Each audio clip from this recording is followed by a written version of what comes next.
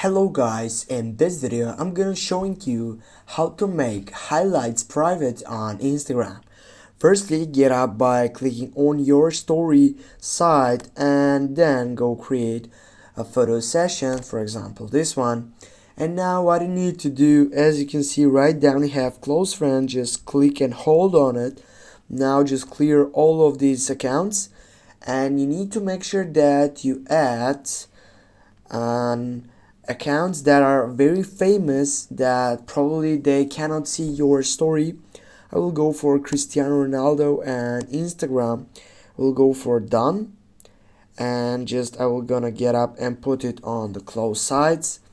Here when I tap on my story, I'll need to wait to get up to this posted site. And now as you can see, I have also the chance to highlight this story site. I will go for highlight, I will go for new, I can add a name for it, and I will go add. And now if I go back to my profile and if I take a refresh, when I scroll down here you can see the post or the highlight that have made it. And this is typically how we can go and make highlights private on Instagram.